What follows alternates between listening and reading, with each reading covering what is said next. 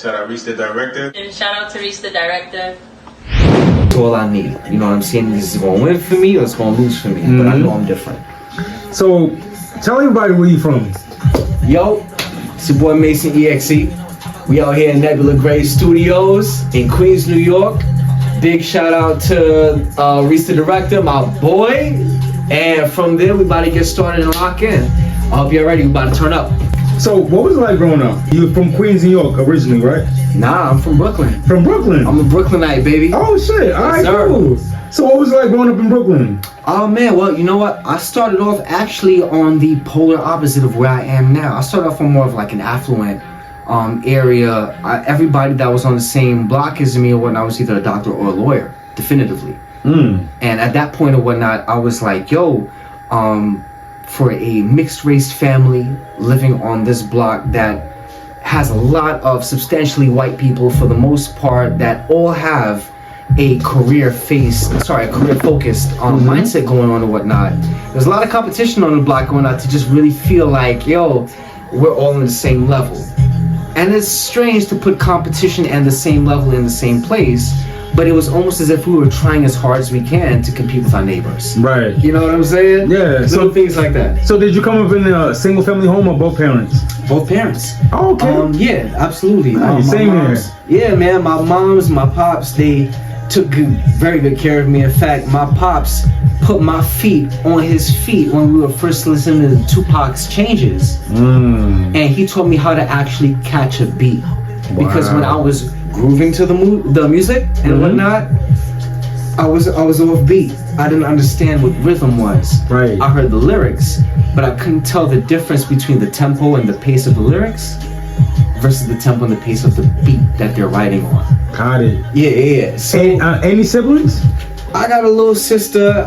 She's super important to me, super incredible to me. And I have some friends that I consider as close as brother and sister to me. So were you relatively a good kid or bad kid coming up?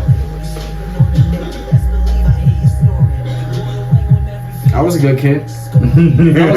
Seemed like you had to pause for a second. Yeah, you know why? Because I started off in Brooklyn, New York, but not just any Brooklyn, New York. This is like Flatbush Avenue, Rutland Road, but this is an affluent Sutter, between Ashford, like Sutter and Rutland. Yeah, actually not. More Flatbush or Rutland. I would say Midwood was my street. And whatnot. Yeah, actually my old address was 66 Midwood Street. I can go there now, but I ain't there now, so it don't make no difference. But 7-bedroom mansion, 5 bathrooms. We had about maybe a couple of living rooms, a dining room, huge basement, and what a childhood. You know what I'm saying? For a mixed race kid in Brooklyn and stuff like that, it was dope, bro. Right. It was 100%. It was different, you know, and I would say it was different because many people growing up couldn't relate to something like that. Yeah. But when that was my main point of reference, I couldn't understand it as lavish. It was just life. You know what I'm saying? A cherry tree in my backyard, a garden in my backyard with any plants that you could find in your local fruit market. Like, we had it up. We was up, bro. You know what I'm saying? And, my grandparents, my great-grandfather, he used to, his pension paid the mortgage for the house. And that was a rather big pension for a rather big mortgage. Right. And from there, whatnot, eventually, mortgages got taken out in the house as inflation increased and life just got harder for everybody. My grandparents passed away and we eventually all had to move out. We lost the property and some of my family moved to Florida.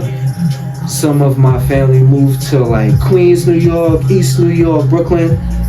And yeah, it's been a journey ever since, bro. I've been really finding my identity as an artist, as an individual, and I have to say, yo, it's been a really special experience, yo, because you really find the best and worst in yourself. Right. When you go through some of the best and hard times in life. You know what I'm saying? Well, I won't say I'm grateful to have lost it all, but I'm grateful for where I am. Right. You know what I'm saying? I wouldn't be where I am if it wasn't for all of that. So, Mason EXE, how did you come with your stage name? Mason EXE is... And that wasn't your first stage name. That's correct, actually, yeah. Right. That's right. My first stage name was... My first stage name was Chase. Chase. Right? But it was CHARSE, right? Because I wanted to involve myself and everything into it and whatnot. And if there's anybody chasing the bread, that's I. So I always threw an I in there and whatnot. And I felt like it was a very corny motive. But as I look back in there in retrospect, but I will say, yo, like when I was coming up with the idea, right? It sounded cool as shit. Yo, I was telling the business, nigga. What? Yo, it's gonna be fire. Oh, yo, this is it, my nigga. Said just the name. I ain't gotta talk no music. Yeah. I'll be like Nicki Minaj, bro. No 50K over a verse, no album out. You know what I'm saying? Simple. Right. Unfortunately, though. So how did you come with your stage name, Mason EXE? Mason EXE stems from, I was very big in computer science when I was coming up. And when I say coming up, I mean more so in like high school, college, and stuff like that. And I was very big into physics. Mm-hmm. But eventually I got into computer science because everything I've done and engaged with in life was over a computer. A smartphone is a computer, right. Just a smaller scale one. You know what I'm saying? And it came to a point where I was like, yo, if I get really, really good at computer science, I might be able to be good enough to be able to understand algorithms. Mm-hmm. And at that point, if I can understand algorithms, I might be able to tap into the matrix on some Neo type shit. You know what I'm saying? So that was my mindset at the time. Boy, was I mistaken. You know, I've taken a course in cybersecurity. I did drop out from college and whatnot. I got no shame in that because not everybody's willing to put a whole X amount of years of middle school, elementary school, high school. How many years did you do before you dropped out? I did about 2. I would have had my associates and whatnot, but I had a little bit of a strange ordeal at BMC. Well, I mean, I can't go too crazy, but I had one of these facilities that I went to school at and whatnot. And me and one of my teachers didn't really get along to a certain degree. And before I had to come to press charges on anything that was going on. Oh, wow. Yeah, one of those and stuff like that. I decided to just walk away and whatnot. I wanted to do music off rip. I didn't want to be a professor. I wanted to teach people music. You know what I'm saying? Not science. Right. I love science for what it is on my end, but I'm a music lover. This is what I do. This is all I know. You know what I'm saying? I mean, I'm not completely useless, but music is kind of my thing. You know what I'm saying? Right. Yeah. So how long have you been an artist? But you're not only an artist. You're a producer. You're a songwriter. You're an engineer. You are graphic designer, videographer. But like, how long have you been an artist? I mean, I've been an artist for about maybe the last 5 or 6 years and whatnot. My last project dropped in 2021, but that would be the most public-facing one because I do promo my Spotify, my Apple Music accounts as strategically as possible. But I would say that prior to, I did join, let's go. Interview. I did join a, let me see. This is in regards to, my bad, I may have lost a little bit because I got a little excited and stuff like that. Question. Yeah. How long have you been an artist? I've been an artist since 2021 publicly. Right. Prior to, I did have a SoundCloud account that I thought I could flex on. I thought I could probably build a little awareness around my brand. And this one you were going as the name of Chase? Nah, this was going as Mason EXE. Okay.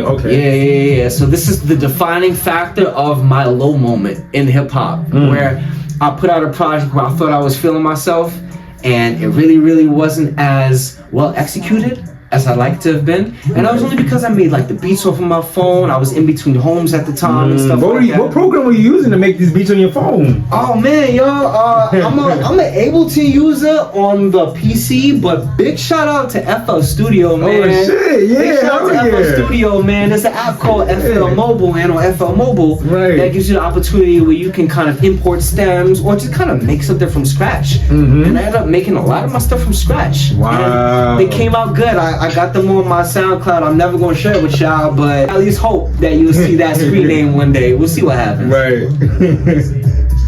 So we actually met at your music video for your single "Go Hard" featuring Anna Labella, Shaba. My boy Phoenix Rosary at Articon Productions, baby. Right, Articon Productions. Yes, sir. Right, shout out to them. 100%, bro. Articon, Phoenix. How did you guys meet?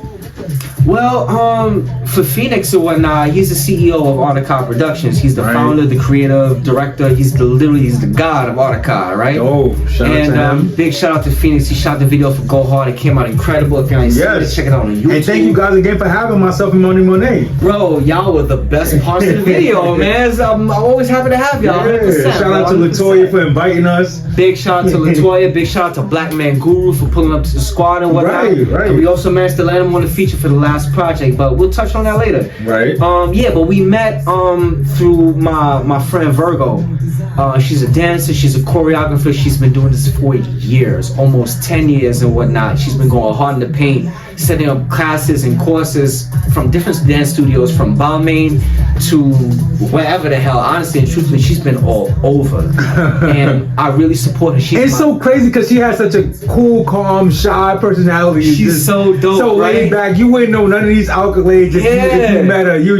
She's so shy, just so chill. And so cool. You know what she reminds me of? And I tell her this all the time. If you ever seen the 70s show, she reminds me of Kitty Foreman. Yeah, that's her, bro. Yeah, yo, she is so sweet. She's the best ever. She was one of my best friends. Right. And I remember growing up in high school. We got into a dance class together and whatnot. Oh shit, you used to dance, bro? Yeah, bro. I used to get light and what kind of dancing? Contemporary? Huh? What kind of dancing? Contemporary? I used jazz? to get light. I used to do like a little bit of everything and whatnot. I used to go to university, neighborhood, high school. Right. Try saying that 3 times, right? And it was a bit of a vibe, bro. My dance teacher, Miss Rashawn, big shout out to Miss Rashawn. If you out here in these streets, we love you, you know what I'm saying? But she took good care of us, bro. She mentored us and she gave us an after school program that kept us out of the streets. Yes. And that's what's important, bro. You know what I'm saying? My school was in the middle of like 2 triads and shit like that. You know the triads and shit like that? Bro. No. In East Broadway and whatnot, there's a lot of Asian culture going on over there and whatnot. Okay. And there's a lot of gang culture as well that you have to be a little bit aware of. Yeah, definitely. And stuff like that. In black culture, in Asian culture, in Latino culture, there's always gonna be a little bit of a turf situation. You know what I'm saying? And in East New York, bro, like my school was located in one of the most wildest areas. It was literally in the middle of the projects. And so many rumors were going around that the triads were involved, not with the school, but with the projects itself. Right. And that just added a level of like, you know, flair. Yeah, every day. Yo, it made you feel like, yo, every day you go to school is a fucking adventure. You know what I'm saying? So it's pretty dope, man. For real. Right.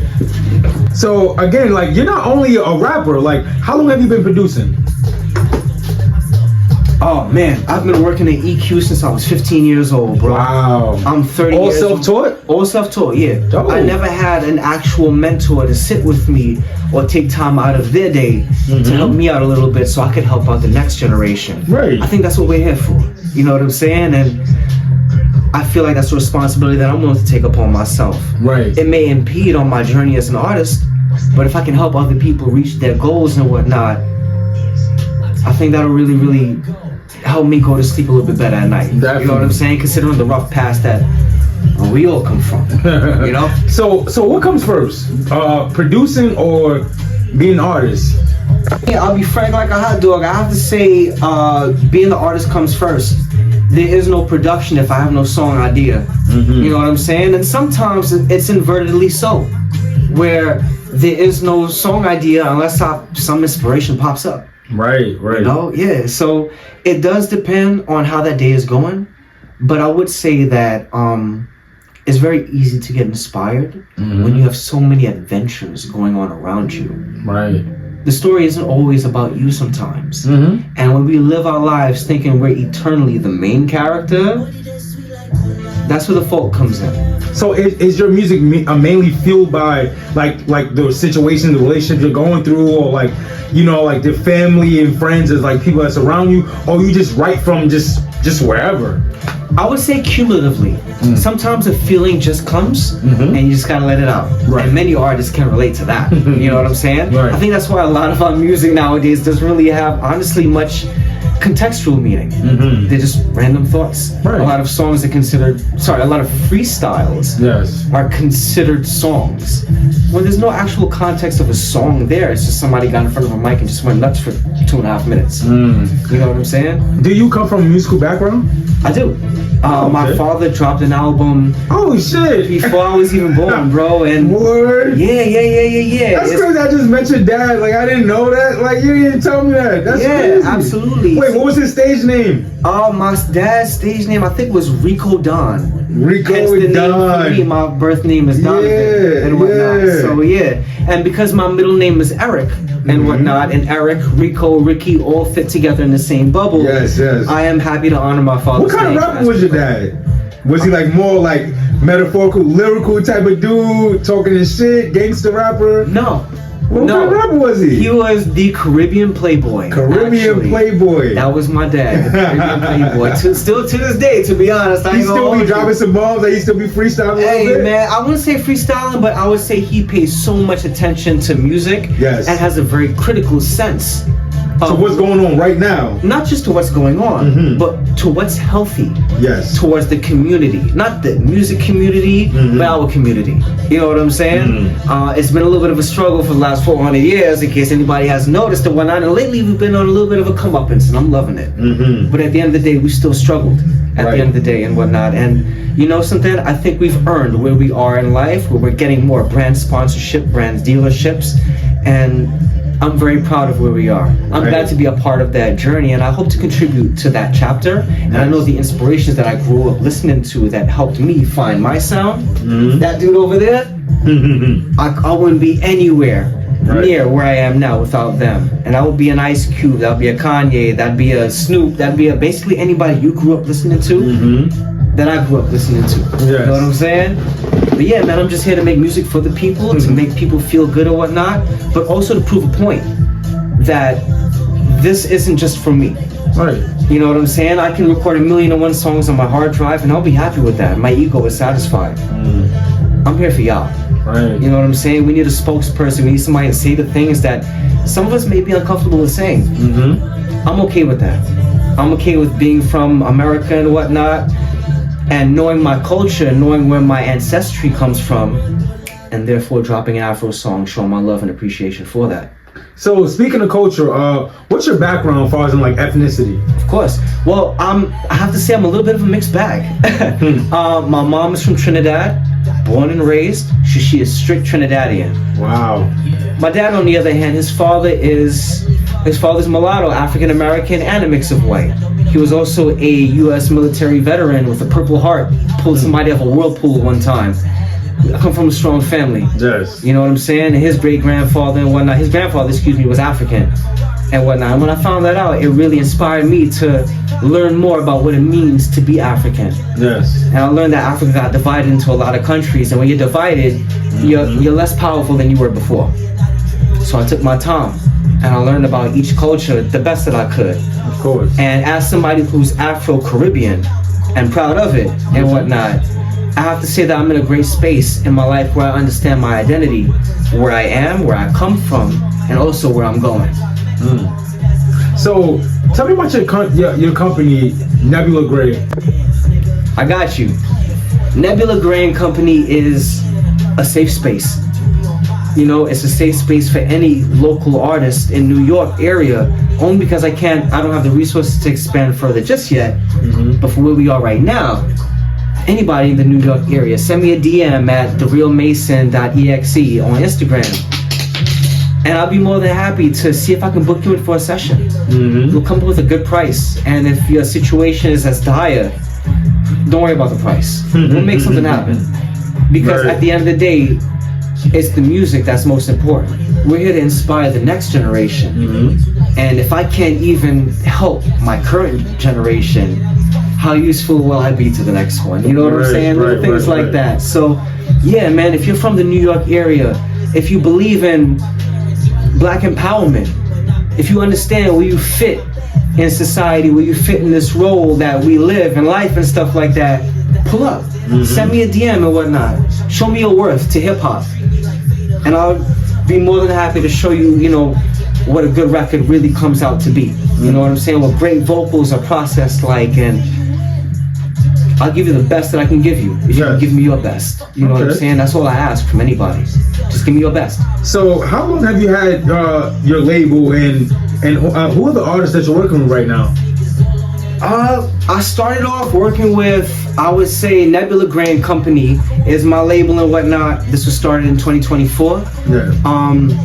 It's an independent music label. There's no genre specific or whatnot. Again, it's just like my studio. My label and my studio are both intrinsically connected as a safe space and a haven for any music artist that I can really, really vibe with and connect with, and give them a safe space, where they can record and get their ideas out and hopefully change the next generation. At that point, if we can change the future, cost isn't a thing. So who did you grow up listening to? Damn. Oh man. Big shout out to DMX.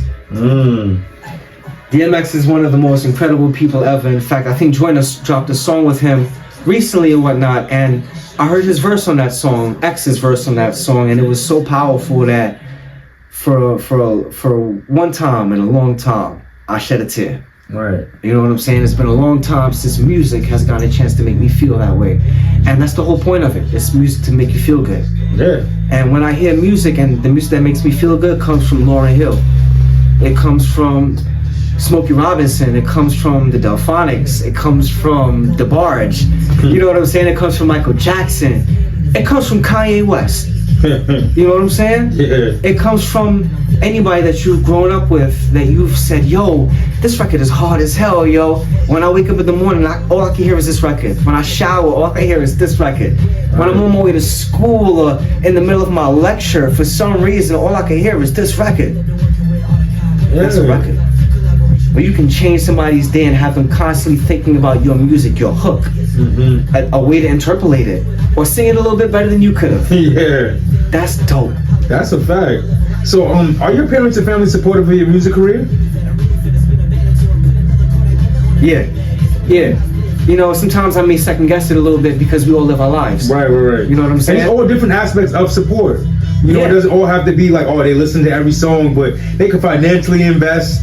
You know, like they can be telling their family, they can tell their other friends about you, that support. Absolutely. You know, so yeah, in other ways. In fact, my studio wouldn't look half as well as it did if it wasn't for my mom.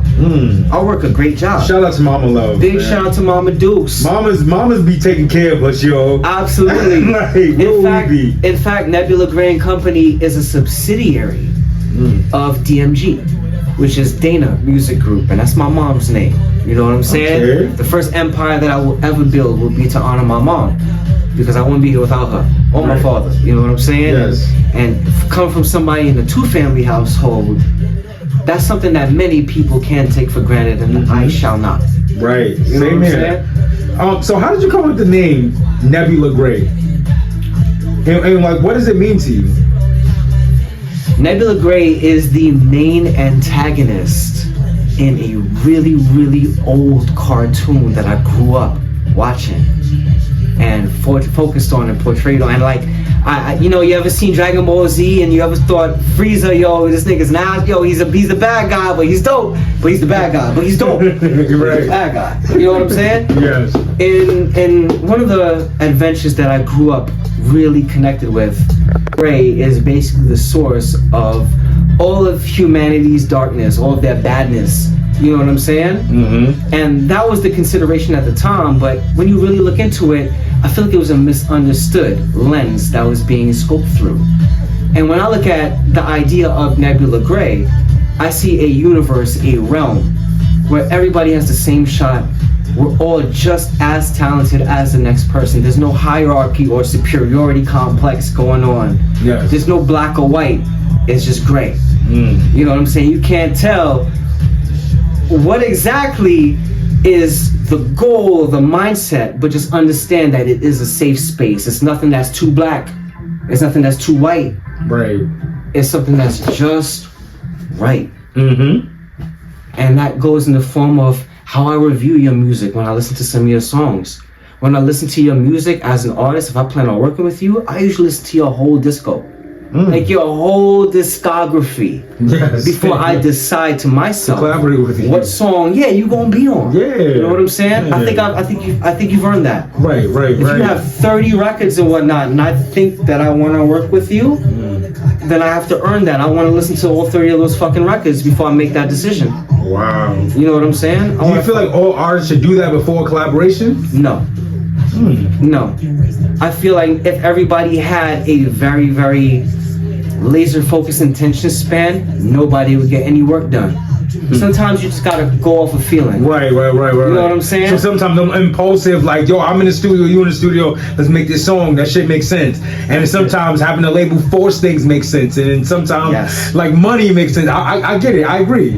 I agree. There are different motivations that would get a song off the ground. Right. But as long as it's something that people can enjoy, that is all that matters. The mix does not matter. As you've heard with a lot of XXX records and stuff like that, he's been criticized on his mixing. And this was out of choice. He decided to go for a rougher mix. And he's one of the most popular posthumous artists of hip-hop. And we gotta respect it. You know what I'm saying? It's ironic in hip-hop how we only show love to motherfuckers after they go. Ain't that something? Hell yeah. And when they hear whatnot, we struggle just to hit the like button. Like, it's crazy. It's funny, I was talking about that with a friend, like, with the rock industry and the rock artists, you can be 70 years old and still drop an album. 70 plus and drop an album tour. What? The young people still love you. And I'm saying young people, but like niggas like this young would still love you. But being a rapper, Common just dropped the album not too long ago, and I don't hear nobody talking about it. My Like, I don't hear nobody talking about it. Oh my god. You heard it, I'm guessing. Are you kidding me? I'm guessing you heard Common it. is the shit. I've been listening to Common since Consequence, bro. Right. I've been listening to Common for a long time. For him to come up with an album out of the blue? Yeah, just dropped the album. Like Andre 3000 dropping an album with no lyrics, just flute? That I wasn't too intrigued by. Well, hold on. Like, what were your thoughts? And I normally don't talk about things like this on my podcast, but like, I didn't get it. Like, how did you feel about it? I think it was very poetic. Okay. Hip hop is based off of struggle. Yes. When I look at Andre 3000 as a... You don't think struggle? No, not at all. Not at all. I'm sorry, Miss Jackson. Ooh, I am for real. Are you kidding me? Yes. That is Andre, baby. Yes. And that man knows how to drop a record. The thing is that I think Andre realizes that in this day and age with this culture, everything is moving too fast for everyone to sit by and to really appreciate a record. We don't even call records anymore. We call them fucking songs. Yeah. We've diminished them to a nursery rhyme iteration of what they should be. A record. I've marked on this day, I have recorded this song. In this time in history, nobody else has recorded a song like this on this date, on this time frame. I have made a record. I have broke a record. Right. Music is much more than the face value that TikTok gives it. Everybody's making songs. Everybody's making songs. DistroKid just said 150,000 songs are being made every day. Damn, that's crazy. Yeah. It hurts almost. Because it makes you ask yourself, well, where does my album fit? Right, think about the competition. Yeah. And then when you ask yourself, when you listen to some of these artists and whatnot, and I don't mean to slander anybody. Right. But I have understood and learned to understand and appreciate a gatekeeper. Hell yeah. Not everybody was meant for a microphone, my brother. Hell yeah. I feel you. Like, the more I learn too, I'm like, oh, I understand why they, like, because I had to work this hard to get this information. Like, imagine if they would just gave it to me 6 years ago. Did I really deserve it? Hell no. Like, fall into your just like, here's the keys, Reese. Nah, I had to work for this shit. Like, and I'm not saying like you gotta prove yourself. I'm not even that type of personally, you gotta prove yourself to me type of person. But like, I understand the gatekeepers. Like, yeah, you do gotta you gotta work out for shit. Let's see how determined you are. I put in 8 to 9 years. You put in 15 years. Yeah, we are determined to do this shit. So yeah, we deserve some too. We deserve the help, everything we can get. 100%. You know, so yeah. But you know what? We're not entitled to it. Hell no. We gotta keep fucking working. Every day I'm learning something new. That's why I'm sitting here trying to learn something from you. You inspire me with everything you got going on. Thank you. You know, and I hope I inspire you with what you got going on. Absolutely inspiring. You know, so the day definitely. that you shot Iceberg and stuff like that, I already, because I work at a camera company, and my off hours when I'm not doing producing or whatnot, just to make sure that the record label has some extra money going on and whatnot, you know what I'm saying? And I was actually thinking of upgrading like my setup simply because of how effortlessly you pulled off such an incredible video with such minimal quality. Yeah. Absolutely. My boy Manny says that he's like, bro, I feel like why people don't like understand what you do is because like you be using your phone, bro. And I'm like, I mean, I don't want to use a phone, but like I had a camera and like it felt obsolete when you see everybody using their damn phones for shit. It's redundant. You like, I got this fucking camera. I'm like, yeah, I got the new IO 865. They like, yeah, nigga, I got the 13. What happened? Like, you know, bro, like I'm still gonna outclass you when it comes to my social and I'm uploading faster than you are. You know, like they're able to upload their content quicker than I can. You know, like so. Yeah, but is it better? Right. Is it better? Because as we get more closer to a purely digital age and losing our sense of analog, I also feel like we're losing our sense of soul. When you hear an analog recording versus a digital recording, you get warmth. Warmth is a human trait. Right. You know what I'm saying? It's an anthropomorphic trait that you can pass on and say, yo, you know what? I get a lot of warmth from this song. Which isn't a fire, which isn't a hot, cool, or anything like that. You get warmth from a song. It's like a fucking light versus sun. Exactly. You know what I'm saying? Yeah. And I feel like as we're getting closer to an age where music is so accessible, where anybody can drop a record, music is getting colder. It's not warm anymore. Right. There's no love. And I don't want to be boring. Right. But there's no love. Like I remember a song being hot for 2 to 3 years. Songs is hot for just 2 to 3 months. Like it's like damn. I've never seen memories fade so quickly. I can't imagine what it feels like to be an artist like yourself. Like for an artist like to make a song, it's like, all right, you're only as good as your last transaction.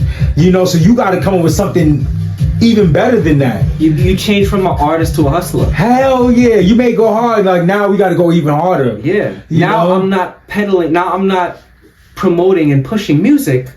I'm peddling FOMO, the fear of missing out. I spend a lot of time in the hyperbolic time chamber, my brother. Like, and when it comes to this, I have to say, like, it's a mental thing. You know what I'm saying? But it has to be earned. A lot of people ripping YouTube beats and stuff like that and whatnot, not crediting the original producer and whatnot, and then talking about how they working hard. Nigga, you ain't working hard. You ain't making your own beats. Right. And if you're not willing to make your own beats, if you don't have the creative... At least credit the person that took their time to do it. At least do that. Right. Make sure they get paid before you get paid. And the artist said, yo, I have a great idea. Can we maybe make some modifications to the beat to accommodate for the idea? Right. It's in one of the two hands. And I think it's very impressive nowadays that the artist himself can be the producer. Have you ever heard of an artist called Phil Collins? Nah. Big artist. Phil Collins is one of the most... Did he make that song, Never Gonna Give You Up? Did he make that song? I'm not particularly... One of those like old songs, like old... No, I think that Never Gonna Give You Up, never gonna turn you down, never gonna turn around and hurt you. I think that's Mike Austin or Mark Austin. I know it's one of those guys, right? Yo, the comment section are gonna kill me, bro. Yeah, hell yeah. I'm letting you know that right now. Right? I'm just letting you know right now. But yeah, it was Baldwin's or somebody. Like yeah, it was within that realm and whatnot. And like I said previously, hip hop has lost music, has lost that warmth. there was a time where you can treasure a song for years. Now I can only appreciate a song for a couple of hours before the next Kendrick joint or the next Drake joint or the next Weekend joint. I can't lie. I'm definitely a victim of it. I want to hear the next new song too. I mean, but I'm not gonna lie. I still stick to my classics. I'm stuck in the 90s. Like I stick to my 90s R&B, my 90s hip hop. Like I'll listen to Bone Thugs and Harmony. Oh, let's go. Like Tupac, Biggie. Like, you know, like I'm gonna listen to some Rakim. You know, like I love old school R&B music. Just gonna listen to some Drew Hill, like all that, like Dave Hollister, all that shit. Let's That's me go. all day. Let's go. All day. You know, Dave Hollister. Yeah, you know all that one, brother. Holy shit. Definitely. Holy so, crap. Speaking of music, you know, system-wide shutdown. Oh man. What inspired the title, first off? And congratulations for finally having this project out and released. And it's been a day. It's been a day since it's been released, right? It's been a day. I'm in the triple digits. I'm happy for that, right? Third album or fourth album? Third album. Third album out. Okay. Third album. Yep. Ironically enough, the predecessor, the sequel to this project, System-Wide Shutdown, was Critical Condition. And this particular tape, don't get me wrong, this tape is fire, you know. But at the same time, this is a different project. Critical Condition was hip hop, purely hip hop. In that sense, we'll get a little bit of maybe a drill here, a Jersey house. You know, we'll get a little variations in subgenres of hip hop. But System-Wide Shutdown was essentially my last kind of like almost my last stand before I start making some drastic changes in the execution of my music, from my style to my cadence to many different facets that many people can hear a song and think, that's Mason? That might change. Right.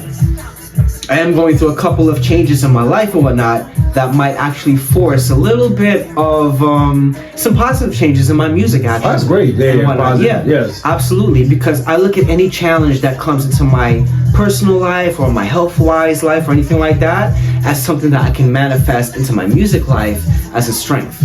Because if it hasn't killed you yet, then that means you're still better than it. Hell yeah. In my opinion. Yes. You know what I'm saying? Yep. So for little things like that and whatnot, while I'm still here breathing on this planet, I intend on giving the best performances and the best iterations of where I am in time.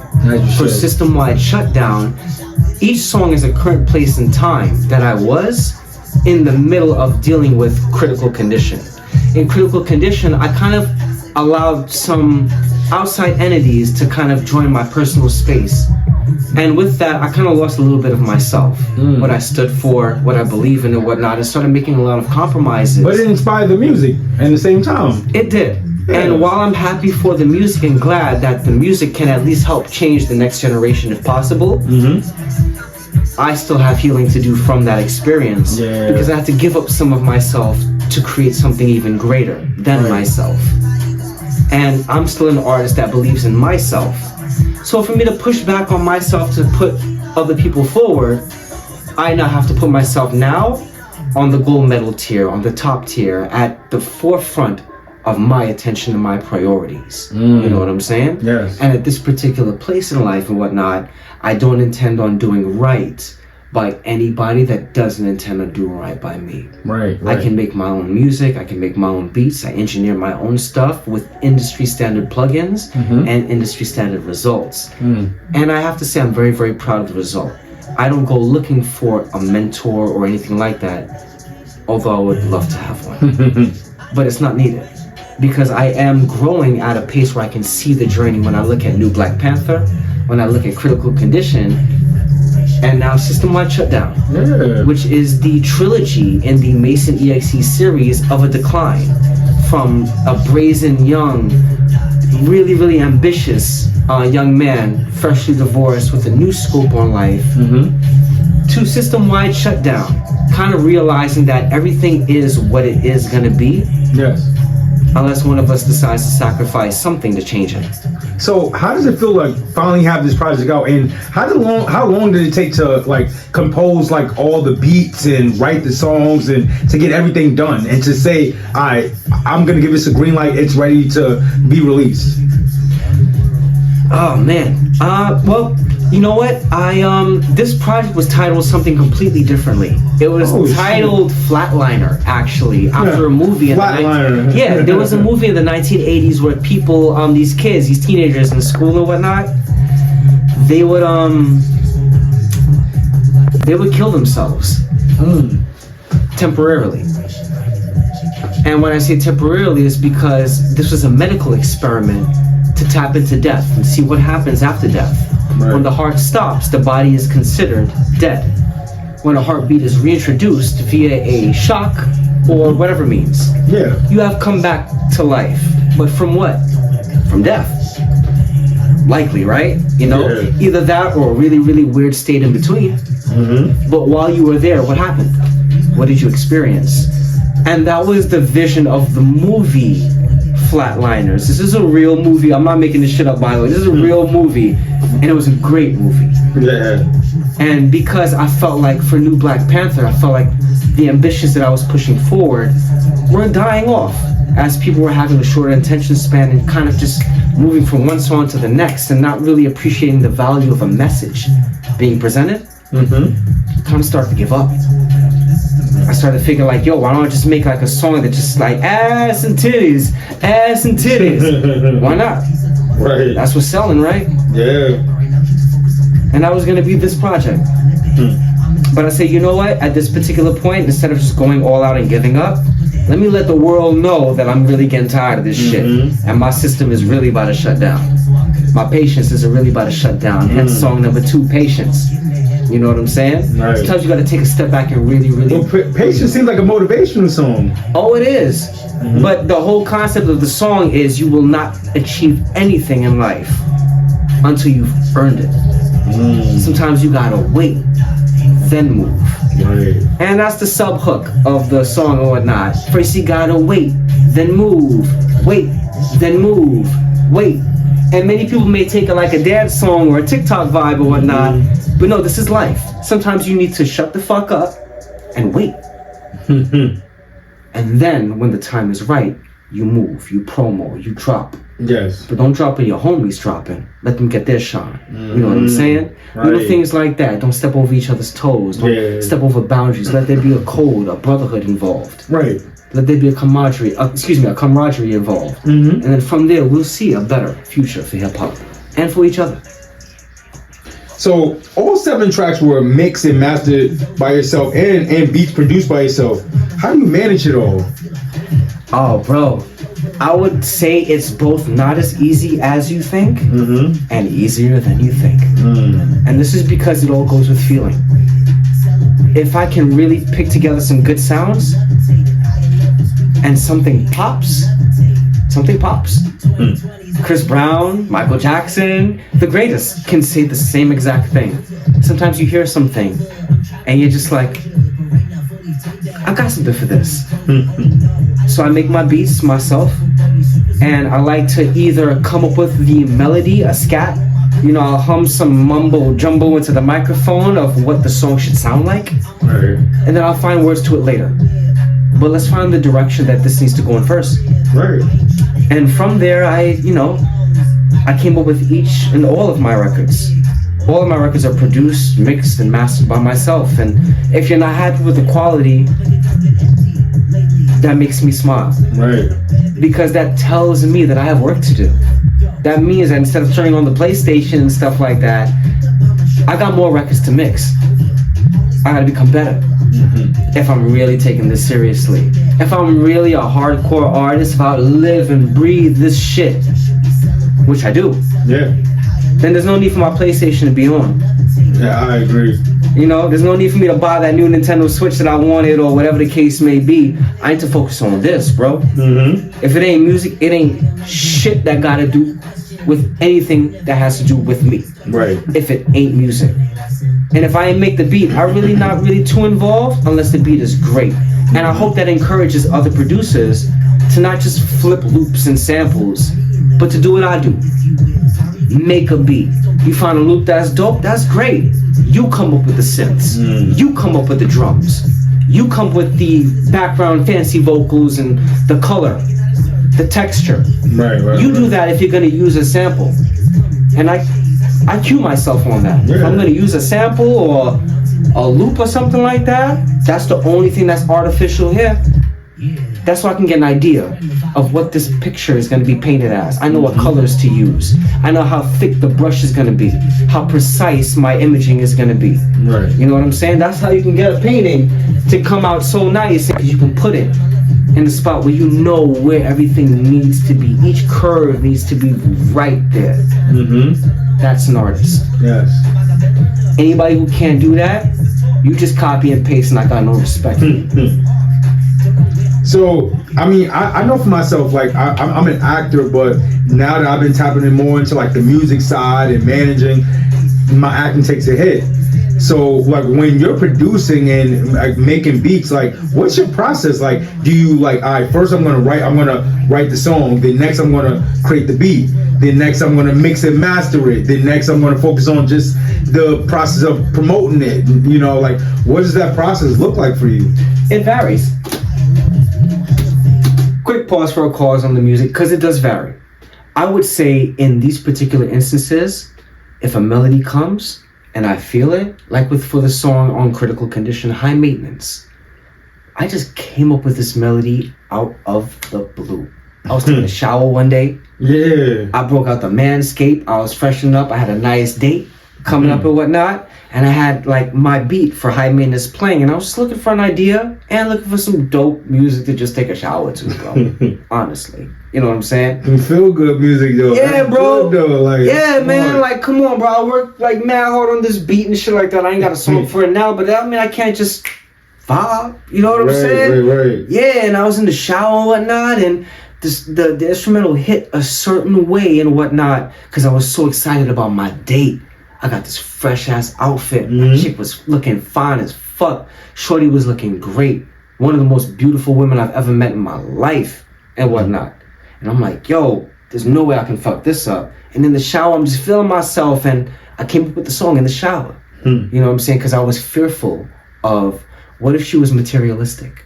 What if she wasn't as emotionally warm as our chit-chatty phase, our talking phase led to believe? Right. You know what I'm saying? This is your first time really? It's our first time meeting, bro. Yeah, this is off of the dating apps and shit like that, because COVID won't let you talk to niggas anymore. You know what I'm saying? Right. Yeah, so, met Shorty and shit like that, and she was super dope. She was super cool. Like, she was so beautiful and down to earth and so unequivocally ambivalent of the effect that her own beauty had on the men around her, that I was so awestruck that I was fearful that there was a sense of materialisticness, or materialism, high as fuck. But I was just fearful that there was a sense of quantity over quality. You know what I'm saying? Having more than one really, really, really good thing. And I was fearful of that, and I belted out in the shower, I know that you be this high maintenance. Who'd have thought that it would get so dangerous? It just came out just like that. I didn't know the rest. That's all I had. But that's all I needed. Because I canceled the date. You canceled the date? I canceled the date. To work on the track? To work on the track. Bro. Holy shit. Does she know this right now? She probably don't. I told her that. I told her straight up, hey, listen, I'm not having a cowardly moment or whatnot. I'm sending this to her too. Hey, I just told her straight up. Look, I'm keeping straight up, yo. Like, I'm not having a cowardly moment. Yeah. But I have a priority in my life where I feel like I need to work on something right now. Yeah. And I know we have a plan and whatnot, but if we could reschedule, I would greatly, greatly appreciate that. And I would love to amp up the ante a little bit and maybe kind of just, take us to a little bit of a nicer spot for our first date, because I wanted to showcase this song that she motivated for me, not on our first date. I'm not no simp, right? But I wanted to showcase the song if I accepted her after our first date. Right. You know what I'm saying? It was almost like I bought the promise ring before I even knew if I liked the chick or not. Yeah. Almost like that. Never did some shit like that, but almost like that, right? And like, we felt each other, we was vibing and stuff like that, and I showed her like a couple of months after we started clicking and we got close, I showed her the song and she loved it, and I stuck with it. And then after we stopped talking, out of so much bitterness in my heart for not having her around anymore, I changed the song. You know what I'm saying? And I changed the song from a song that was initially fearful to hopeful back to fearful. Because I finally lost it again, like I expected to. I manifested it. Right. So the song, I know that you be this high maintenance. Who'd have thought that you be get so dangerous? And then from there, that's exactly what the relationship turned out to be. I feel like my music comes out entirely reflective of my mental health. If I'm going through something or whatnot, you'll hear it. You almost manifested, if you will. I'm very good at that, bro. Yeah. Yo, you want to know something funny about negative and positive? Mm-hmm.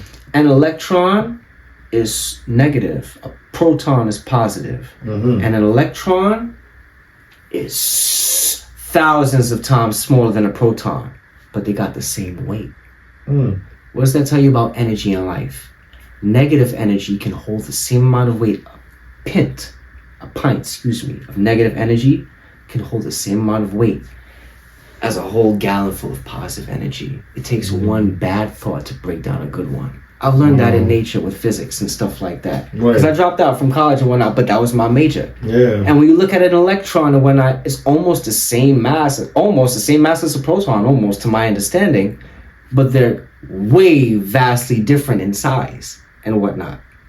And it just goes to show how one small fuck up can ruin a good time. I mean, it's like I said, one bad apple can spoil the bunch. One negative moment can spoil a positive one, a big positive one. And that's what it's been like when you've been working on this stuff solo dolo. Yeah. But you've also steeled yourself. I mean, because we're our worst critic. So you could be like, yo, this is fire. Yo. You get that negative thought, yo, this shit is trash, my nigga. Yo. This shit away. And you like, what am I doing? This shit is trash, my nigga. You bro, like, you know the worst patients of fucking doctors? You know the worst patients of doctors? Because these motherfuckers think they know what's wrong with them. Right. But they still got to get checked out by the next motherfucker. Therapists have a therapist. You know, so like therapists have a therapist. You know, so shout out to BetterHelp. So for me, the whole project is dope, right? But if I had to pick a favorite, I'd go with Breathe and Patience. Definitely Patience because like it's a I felt like it was a motivational song, you know. And Breathe, like it was dope to hear Black on there, you know. Like shout out to Black because he kind of favored he favored Pop Smoke to me in that track, you know, and it's no like a disrespect to him or like if he don't want, I'm not trying to like come at him and say he's trying to sound like him or anything like that, but it was dope as hell, like how he kind of sound like him a little bit. It was like, oh shit, like yo, like people need to hear this. They're like, this is fire. Facts. You know, so it was like, yeah, like how did that track come about? Like how did that happen? Well, I will say one thing for Black Man before we get into how the track came about.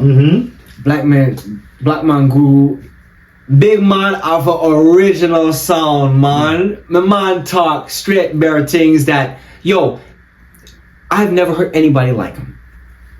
You talk about Pop Smoke. Right. But I have never heard anybody like him. Right. Why?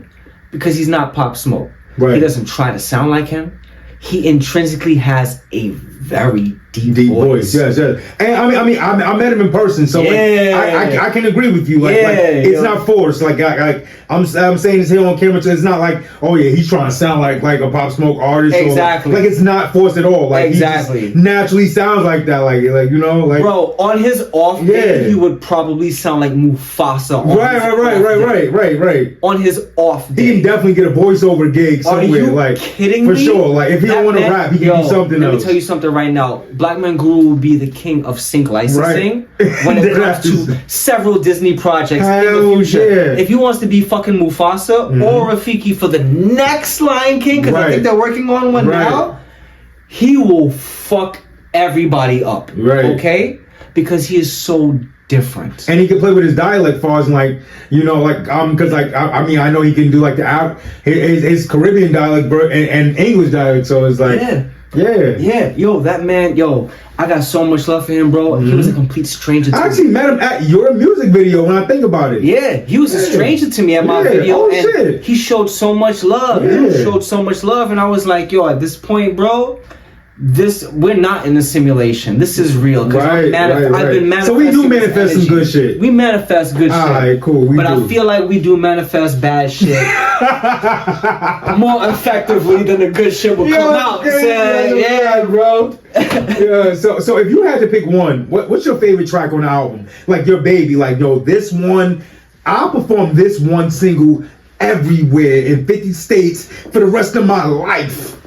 This one single. Damn. Yeah. Son, where'd you find this? I'm looking at the project now. You know what? It would be a toss-up. It would be a toss-up between the two Afro beats, the Afro songs that I came up with. Jaga Jaga and Dola. And that's because I've never done anything like this before. Mm-hmm. This is me first really showing appreciation to the African culture that I wouldn't exist without. Black people don't come from St. Louis, you know what I'm saying? Yeah. We come from fucking Africa, my nigga. Yes. And with that being how said, do you feel like our African descent would take to your trying Afro music though? I think a lot of people will be very appreciative. I think a lot of people will be really upset. Why upset? Because I mean, you're black. Black. You're like, granted, right? I'm not Ghanaian. I'm not Nigerian. Right. You're not from South Sudan. I'm not from South Sudan. And I'll never know any of my family that's from those places intrinsically, because again, black people don't come from St. Louis. So, love me or hate me. Right. But I'm here doing right by us. Not by y'all. Not by me. By us. You know what I'm saying? I to write these songs, I had to learn a little bit of Yoruba. Yeah. I had to connect with some people and friends and mentors of my old high schools and colleges that I've been to. I've been to LaGuardia Community College and BMCC. And this music is more of a commodity. It's not like you just trying to emulate a sound. I'm not trying to emulate anything. This is who I am. Right. I'm an African American mixed race Trinidadian man who has a lot of culture going on in his history. I was brought up by nothing but Rastas, and my mom's a Trini, and my dad's mom is from Aruba. Wow. How is any of this shit adding up? Right. You know what I'm saying? So let's just keep it simple. I'm Afro-Caribbean, bro. I'm a Pan-Africanist. I strongly believe that we come from a specific place. And even if this costs me a brand deal or two, shit, I'll take it. Right. I'm here for us. You can check that out through New Black Panther. You can confirm on that through Critical Condition and through System-Wide Shutdown, even though I'm using a vastly inverted demographic when it comes to music. This isn't black music. This is this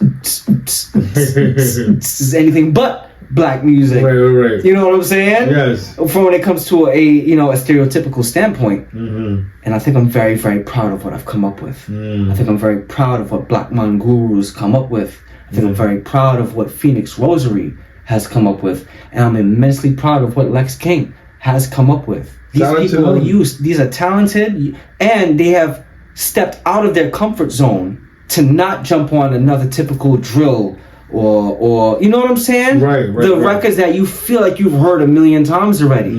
They decided to risk it. Yeah, because when you think about it, with his voice, he can easily jump on a Pop Smoke sounding type beat, but the fact that he's jumping on Afro beats and merging with artists like yourself is it's really it's extremely dope. It is. And it's something that I commend. It's something that I hope my African brothers and sisters and whatnot, when they see us, when they see African American people, even the mixed race ones, when they see us and whatnot, we're not just ex-slave captives, you know what I'm saying, that found a way and whatnot. We are you. Right. Just in a different place. Yeah. In a different time and whatnot, under different circumstances.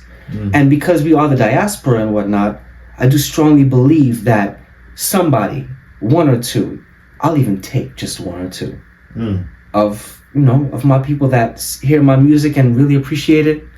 Well, I'd be really, really thankful, and I'd be really, really grateful to get approval, you know what I'm saying, from the true bloodline of my ancestors, which I do belong to. Yeah.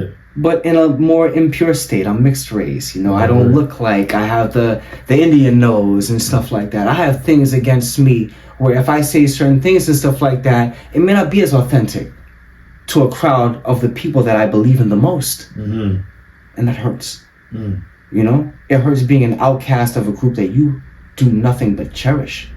The faults, the flaws, the weave, the this, the that, the guns, the whatever. I'll take it all, bro. I'll embrace it all.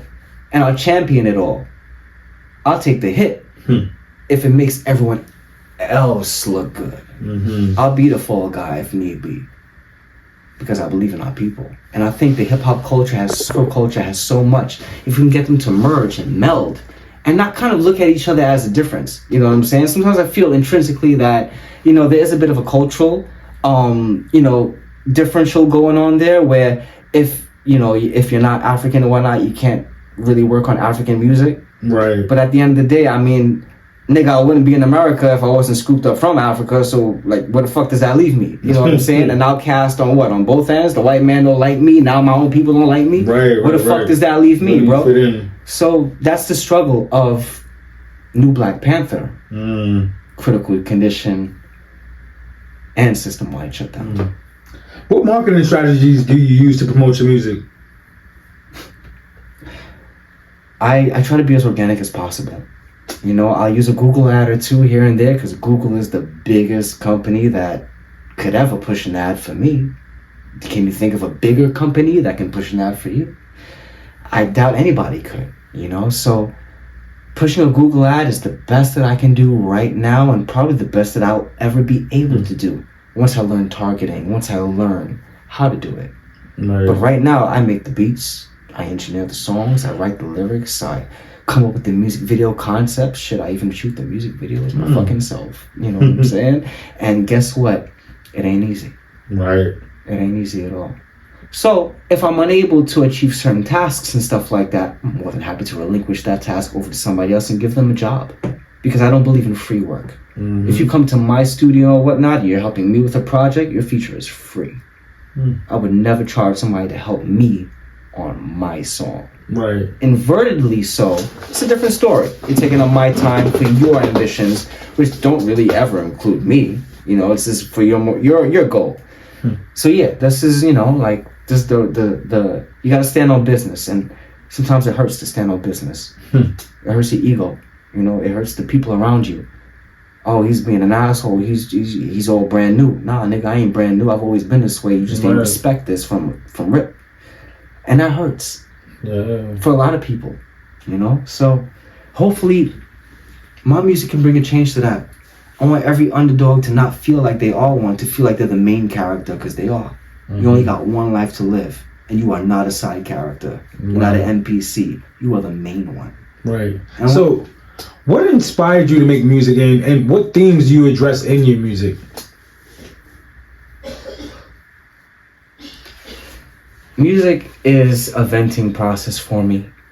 It's an opportunity for me to share the frustrations that go on in my life. Everybody has a personal life. Everybody has to step outside of their house and engage with a community, whether it's theirs, whether it's one they're welcome into, whether it's one that's just pulled them into that community and whatnot. It doesn't matter. We all have a place. You know what I'm saying? And it took a long time for me to find my place. And my place isn't to emulate. My place is to create. Right. You know what I'm saying? And anybody who may, you know, question my identity, my background, my anything like that, I say listen to my music. You know what I'm saying? I say look at me as a person. My Instagram is at therealmason.exe. Please, by all means, send me a DM and whatnot, and ask me a question if you are concerned about the impact I may have on your culture or the livelihood of your culture, because I think I can only do right by people that's been, you know, that suffered so much. And for me, for someone who's mixed race and whatnot, it's a little bit of a tighter pair of jeans to wear. Yeah, long story short, bro, there's a lot of colorism going on in the hip-hop culture and black culture and whatnot. And when you're mixed race and whatnot, it's a little bit of a harder journey. You know, ain't nothing like being called Ak or Ak Right. when you're not one. Right. You know what I'm saying? And ain't nothing like being called Rasta. You know, hey, yo, Dread, what going on? I just told my man, I was like, yo, somebody called me Dread at work, and it threw me off because like my family's from the Virgin Islands, St. Thomas, and like I just got dreads a couple of years ago. Like I don't know, it just no one's ever called me Dread. It just threw me off. It was funny as hell to me too. I'm gonna tell you something, bro. I grew up, like I told you earlier, with nothing but Rastas. Right. In a illegitimate bar, in a house, in a mansion that I was growing up in and whatnot. When my grandparents passed away, we couldn't afford to pay the mortgage. So we opened up a bar and whatnot. We had nothing for about 8 years, nothing but Rastas. Pull up, Red Stripe, Guinness Stout, nothing but the big man things. You know what I'm saying, man? And from there, my parents were at work all day. I never got a chance to listen to Trini music. I had to listen to Jamaican music. I listened to dance hall. You know, when you're more Caribbean, you don't understand the full difference too. You don't. Me being more like American, I wouldn't even think like it's like a big difference. Like, and there's not. There's not. We make the same fucking curry, bro. Jamaican is a little bit better than Trini in my opinion when it comes to curry, but when it comes to roti, Jamaica can't touch us, man. What? Right. Shit, curry and baji, but sorry, roti and baji, but you know, you gotta dig for that one. When did you say to yourself, I found my purpose? After I dropped New Black Panther. When I came up with this album and whatnot, I was insecure in my identity. You know what I'm saying? When you are, again, I don't want to make mixed race my focal point, but sometimes it's all I've got. You know, I wrote a song called Dark Skin Nigga. And the chorus of the song is basically surrounding the fact that I'm light-skinned to dark people, but I'm still a nigga to white people and white people opportunities. And that hurts. Oh, yeah. I have a last name, Mason, which is a white man's name. That's a slaver's name. And I've commented on that in my records previously. And I find it very ironic for somebody who's supposed to have all the benefits that a light-skinned black person would have, that a fairer, whatever the fuck benefits I'm supposed to have, none of them seem to be paying off in life right now. I seem to be struggling just like every other motherfucker around. Right. So what makes me any less nigga than you? A little bit lighter, because my nose has that little bit of an Indian crook to it. Right, you know what I'm saying? You hear the song?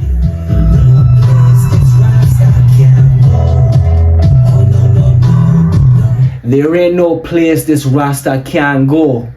Oh no. And I said Trini. Talking to Jamaican patois. You wanna know why? Because that's my family. That's all I know. I've never been to Trinidad. I've never touched Trinidadian soil. Wow. No. Wow. But everything music-wise I've ever grown up with was Jamaican. Right. I look like Ziggy Marley to many people. You know what I'm saying? Yeah. If I let my beard out a little bit. So with that being said, I'm okay. If someone want to call me a culture vulture or this or that, just understand that to the white people. But you fully understand your culture. I fully understand my culture, bro. So much so that I understand the other cultures that I rock with and whatnot, that are intrinsic to my well-being, to my childhood. Yes. I wouldn't have been the person I am today if it wasn't for all the Rastafarians that were up drinking in my living room and stuff like that 20 years ago. I'm 30, 20 years ago, teaching me how to speak the language, what the music means to them. I never had a Trinidadian culture. Wow. My culture was Jamaican. When you think about it, it was either Jamaican or African American, right. Completely, because I've been shot at, I've been stabbed, I've been robbed, I've been everything in the hood you can possibly think of, except for, I'm not even going to say anything else because I'm not trying to employ anything. Right. See what I'm saying? For some negative shit, exactly. yeah. But at the end of it all and whatnot, I've been through the most niggerish life you could possibly fucking think of. Right. So at the end of it all, I mean, it is what it is, bro. I'm happy for where I am, and I'm happy to inspire the next person to be where they want to be. Yes. I'm just a lily pad for the next frog to hop on. So who encourages you? Who encourages you to believe in yourself? Like any memorable moments or family or relatives? There was this one dude, I was like 9 years old, this dude, and big pause on this because this is not a Diddy moment at all. Again, we used to run an illegitimate bar out of this big mansion that we used to live out of. Mm-hmm. And we had this, God rest his soul, for those, but his name was 1010. We used to call him Trumpet. This man was so fucking loud. Yeah, that's a cool name for a loud person. Yeah, man, Jamaican. And him a coming to the blood clot bar talking crazy things, man. See, it even pops out of me. And I'm not Jamaican. But I've grown up around this for over 10 years. Right. I'd be remiss if I leave it out of the things that I say in my life. I'd be nothing without it. Right. You know what I'm saying? And that puts me in a weird spot. Right. It's like you're kind of hiding your true identity if you didn't. Exactly. Right. I'd be like, if I try to be anything different, I feel fake. Right. But then when I try to be myself, I'm considered fake to some. Yes. It is another case of Schrodinger's cat, where you can be both dead and alive at the same time. You can be wrong and right at the same time. You can be up and down at the same time. Tell me about your first musical memory. We were playing Changes by Tupac Shakur. My father had the song playing on a loudspeaker, and my dumb ass couldn't understand what rhythm was. So he took his left foot, scooped it underneath my right sneaker, I think, and whatnot, invertedly so, and put my right sneaker on his left foot and the other one with the other one. And then he stepped to the side, stepped to the side, stepped to the side, stepped to the side, and taught me how to catch a fucking beat. Right? So that's something that I can never hide and whatnot. My dad is a big influence on all of my music. His first album, his only album, shared with his cousin, I believe, Pierre, called New York Fan. He has a song on there called Lemon Tree. And Lemon Tree. It's a beautiful song. It's a song about my mother and whatnot. Hey, that's fire. Yeah, it's a song about meeting her at a party. That's so fire. How we were thinking it was all quick things and whatnot, but eventually quick things lead to a long-term thing. Yes. You know what I'm saying? Yes. And that was the concept of what I've gathered from Lemon Tree, and it was such a beautiful song. And I vowed to myself, I'm gonna make music just as good as my dad's. Right. And then my dad told me that one of his records got stolen at a talent show by Big Daddy Kane. Oh shit! 100%. That's like a good and bad thing. It's a good and bad thing. Hell yeah! It's nice to know that you're talented enough where someone can rip off of you, but apparently... But was it physically by Kane or like his management team? Kane himself. Wow. Yeah, to my knowledge, to my understanding, and if I need to get checked in the comments or anything like that, we can 1v1.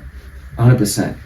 But I'm gonna tell my story, and from what I can gather, my father had a talent show back in the 1980s and stuff like that. And he dropped a freestyle that went, excuse me, sharp as a nail driven down by a hammer. To a sucker, I'm gonna slam a sucker. And I can't remember the rest because it was a very, very old school style of flow and whatnot, but it was so just gravitating. And I'm not big on like the really, really old school Sugar Hill Gang style of rapping and stuff like that, but my dad went balls deep in that motherfucker, from what he iterated the freestyle of to what I heard Big Daddy Kane sing on his original record for that song. I was so heartbroken when I heard the two compared to each other. Because I heard my dad's iteration before I ever understood who the fuck is Big Daddy Kane. Yeah. Right? Yeah. My dad knows because he got his song stolen from him. And when I heard that shit and whatnot, I vowed to make music whenever I created an environment for music to make it a safe space for artists. If you're here, this is your content. Make sure you have your Spotify, your Apple Music ready and stuff like that and whatnot. And let's just work on music. I'll get the masters ready for you. You just pop it on your distro or whatnot, and you good. You know what I'm saying? And that was the vibe, bro. Okay. Yeah. So, tell me about your worst music experience without like saying any names or anything like that, throwing anybody on the bus. I'll throw myself under the bus. I dropped a song on my first album called Mega Man, right? And incredible. Inspired by Lil Wayne? Nah. This is all me. Okay. I know he dropped a song called Mega Man. Yes. And big shout out to Lil Wayne. I got much love for Kendrick, but I do feel that Lil Wayne deserved to have a Super Bowl in Louisiana. You know what I'm saying? I mean, that's his home city. Yeah, that's his home city. Right, that's his... But you know what? That's neither here nor there. I will say that Lil Wayne is a big inspiration for me. I would not be the artist I am today without Lil Wayne. That does not imply that he deserves a piece of my masters or anything like that. But that does imply that he is appreciated in the hip hop culture for what he has done. When I heard the Carter 3, I almost shit. Okay? When I heard A Milli, Lollipop, Dr. Carter, Mr. Carter, right, I lost my goddamn mind. Comfortable. I have never heard anything like this. Yeah. So well executed wordplay. I have to do this. I can't make music if my music doesn't execute the finest wordplay that couldn't compete with Lil Wayne. That is my goal. If I can't drop a song where I'm dropping bars that can compete with a Lil Wayne record to the best of my ability, right, then it was not worth dropping in the first place. And when I hear my discography or whatnot, I'm proud. I do not feel I can compare it to anywhere close to Lil Wayne. But I do feel if I get a feature, I would not let him down. And that's the thing I'm proud of. Right. You know? Lil Wayne is by far, him, Kanye West, and Buju Banton are the three most prolific artists. And Tupac Shakur, of course, at the ultimate top. These are the most prolific artists in my life. I would not exist. Mason.exe would just be Donovan Eric Mason working at Walgreens. Were it not for them. Wow. And I've got everything riding on this. So who do you listen to right now? Me. No one but me. And Black Man Guru. And Phoenix Rose. I mean, but what about the competition? Fuck the competition. Respectfully so. Yeah. To you. Yeah. Not the competition. Fuck these niggas. Alright? Every drill song sound the same. Why you know when I'm touching my chick and I'm fucking your bitch, all of a sudden she's sucking my dick? Everybody rapping the same. You notice that flow, right? Yeah. I'm sick of that shit, bro. Yeah. I'm sick of that shit. Right. You can't copy and paste. You had to copy and paste. You couldn't come up with something on your own. A drill beat is the easiest thing to rap on. Yeah. I would know. I've produced them and rapped over my own productions. And that album got 20K streams on Spotify. That's New Black Panther. I haven't even touched Critical Condition. And I just dropped System-Wide Shutdown. Right. I'm like, Kendrick with the fucking albums. They come rarely, but when they do and whatnot, they mean something. You know what I'm saying? But I have to say, I got a lot of love for Lil Wayne. If it were not for him, and there's no dick riding involved, this is paying homage. If there was no Lil Wayne, there would be no Mason EXE. If there was no Kanye West, there would be no Mason EXE. I don't listen to Jay-Z. I don't listen to a lot of rappers that are mainstream, but I have my pick. We're for Buju Banton. I've done his song over on my first album. There ain't no place a Rasta can go. Oh no no no no no. There ain't no place a Rasta can go. That's me. But that's also him. That's his lyrics. But I pay my homage. Why? I'm not Jamaican. But I grew up around nothing but Rastas. For the first 10, 15 years of my life. That is all I know. Right. I can't say half a cookie intentionally. Intentionally, me have to say half a cookie. And it drives people nuts in my house because they know I'm not fucking Jamaican. But it's a curse that I have to live with because while they're off working a store and working a business and stuff like that, I'm condemned. Not condemned, but I'm here with the gang. You know what I'm saying? I'm here with the Rastas and stuff like that, and I'm learning nothing but that. I didn't learn Trini culture until I was in my fucking late teens, bro. Right. I didn't learn who Marshall Montano was until I was 19 years old. See what I'm saying? Yeah. 30 years old now. So if that makes me a fraud or a culture vulture, then I will happily stew in that pot. But just be mindful that I make music so that way when whoever listens to it can wake up in the morning and hear it, they're inspired to do better. Right. I make music for you, not for me. So, what's the hardest part in your opinion with growing a fan base, or like has that been easy for you?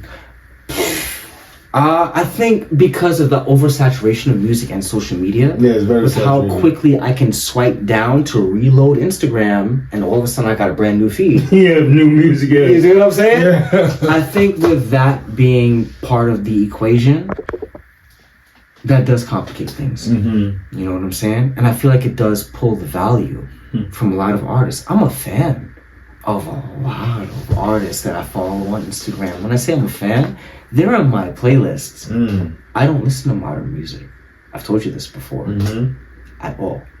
Designer, unless he drops some shit from 2016 that we bumping again now, nah, bro, we good. Kanye, if it ain't from 20, nah, bro, we good. I'm not interested. Right. I'm not interested because there's no soul left.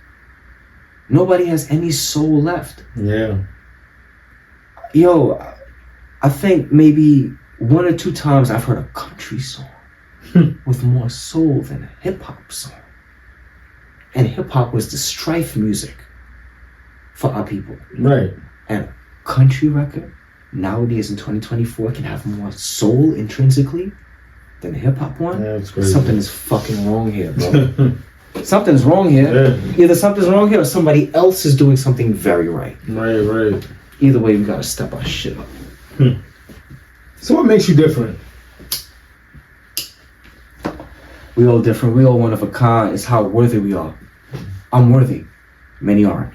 Many don't spend hours. Many don't have on their computer hard drive Right. master number 37, master 41, master 52. I 100% I can agree with you. Like I've sat with a lot of producers that like they finalized the third or fourth mix, And that's it. Like, that's it. And then when you drop it on social media, when you drop it on streaming, and Spotify adds that extra layer of compression, so that way it fits in line with every other song. If it's right, on the sound shuffle, commercial, yeah. what happens? Now you sound got like this shit. Sound like hot low quality mess. Sound like a fucking piece of shit.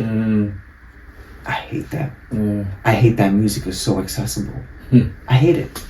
I'm not a hater. Right. But bum ass niggas with the same ass drill flow and shit like that, the same ass hip flow, all you bum ass niggas and shit like that, y'all are poison to the hip hop community. Why? Because you're oversaturating the market.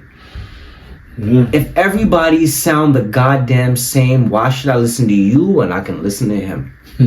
When he sound like him. Right. And he sound like me. Right? It makes no sense. Yeah. There's no point. Why would I buy a $25 ticket to hear Shoe Peisty? You know what I'm saying? Right. Sound like Pooh Shiesty. Right. The fuck? You know what I'm saying? Right. Be yourself, my Like nigga. literally would have the same name but just like change like the beginning of it type shit. Yeah. That's why I'm okay with my 500 followers. Because each of these 500 followers, they'll buy a t-shirt. It's genuine, Yeah. I know them in my Cool. DMs. And every time I get a follower that likes my music or whatnot, I thank them. I say, yo, thank you so much. Yo, one little like reminds me that every day is worth making another song for. Because somebody will give a shit. Right. And I text them, somebody will give a shit. I don't care, bro. You're my fan, bro. If you like my music, you should like the way I talk. I'm talking that way on the song. You know what I'm saying? But I'll never disrespect them or get too crazy, to get too comfortable. Right. Little things like that. And that's the thing, bro. I feel like people are so disconnected with their fan base. I got maybe like a few, and I love them all. I know all their names. I could shout them out. It'd be nice if I had a little bit more, but it has to be earned. And I'm okay with that. You know what I'm saying? For now, my tribe is happy with what I drop. Right. And when more want to join the tribe and stuff like that, I'm with it. You're welcome. We got enough to feed everybody. Facts. So, for someone who's never heard your music, tell us 2 tracks they should go listen to right now. I would say, honestly, 2 tracks to go listen to right now would be Dark Skin from my first album, New Black Panther. Because look at me, I'm anything but to many. But when it comes to the hiring market, I'm everything that is. Okay? I got some of the worst advantages when it comes to some of my competition. And I've learned that. Right. So I would say go listen to Dark Skin and whatnot. That intrinsically tells you who I am, what I stand for, what I believe in. The song is called Dark Skin NI99A, basically, and whatnot. And that's one of the songs I would say is definitely a song you should listen to for me. And if not, I would say Run It Up off of Critical Condition. Okay. I don't want to spoil this album and whatnot. If you like those, you can check this one out. Yeah. But if you want to feel who I am, go listen to Dark Skin Nigga on New Black Panther. And go listen to Run It Up, song number 1 on Critical Condition. Okay. And that'll give you a perfect idea of who I am, what I stand for, and what I would die for. Even if I don't know this motherfucker. Right. If I ain't got no kids, nobody to come home to or whatnot, I'm going all off what I believe in, bro. So while I ain't got no kids, while I ain't got nothing, I'm going all out while I can. You know what I'm saying? Respect that, man. Yeah, man. So, my last question, what's next for you? Hopefully a movie. Hopefully a movie, man. Like, it depends. I don't think I'm going to be dropping any more albums after this one until maybe the latter half of 2025. I think for now I'm going to take it a little bit easy. Critical Condition and System-Wide Shutdown both imply a decline. And as an artist and whatnot that does make all of their music from scratch, I am going through a bit of decline. You know what I'm saying? I feel like I could use a little bit of a refresher on my mental health. You know what I'm saying? I feel like I can, I feel like I owe it to myself to treat myself a little bit more. Yeah. As opposed to put myself through more trials and tribulations to prove something to nobody else but yourself. Yes. Yeah. So I think I've deserved a little bit better than what I've been treating myself and giving myself. And I'm not taking a break from music at all. I don't believe in fall-offs at all. I'm going to be dropping music. In fact, I might have 2 albums coming out for 2025. So until those are ready and ready for fruition, I want to enjoy life.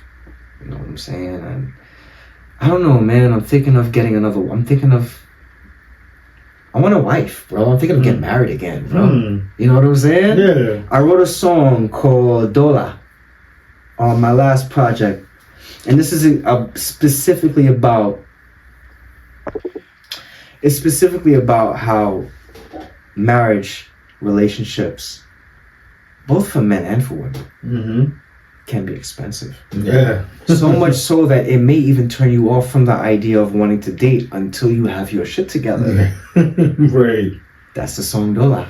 Dola in Yoruba means dollar and whatnot. And one of the lyrics is, basically translated to be, there's no point in me getting a wife if I can't afford to take care of her. So let me get this paper first. And then from there I shall find my queen. And that's the concept of Dola. And when I wrote that song or whatnot, if you're not going to listen to any of my 2 other songs that I've recommended, yes, that's definitely the one to go to. Right. It's something that I don't think anybody could dislike that song, because I think everybody's been there. I think every man in their life or whatnot has had that moment of insecurity of, am I going to make it? Am I not going to make it? And am I going to be able to take care of my family? Do I have babies? Can I take care of my babies? Can I do this solo off of the music? Am I confident enough to quit my job? Can I quit my job, still be able to get this brand deal, and still afford to get my kids into that daycare program that can really, really offer them that SSL education? These things are important. Right. And in 2024, it's really hard to manage these things. Yeah. I want to make music that empowers people, that when they wake up in the morning and they're on their commute to what they feel is their plantation, there's a glint of hope, there's a light, Yeah. And I want to be that light. I want to help however I can. I ain't got the money to get you out of your situation, but I got the passion to bring an emotion to you that can hopefully help you rise up to a better position, a better job, find a better partner, a better place to live. Right. Whatever I can do to help you. That's all I'm here for. Sometimes people exist just to be of service. Yeah. I think that's why I'm here, bro. I'm not a boss. I make my own shit. I'm in control of my own shit, but I'm not a boss. I'm a servant. I'm a public servant. And I'm just here to make the world a little bit of a better place before my spark flickers away.